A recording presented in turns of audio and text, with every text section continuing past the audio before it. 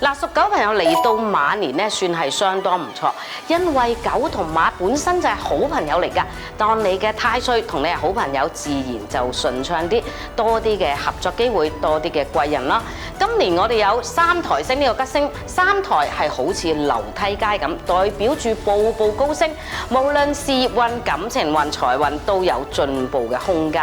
另外有地解星，地解係代表住搬遷，今年可能係搬屋或者搬寫字樓，有啲喐動嘅情況喺入邊。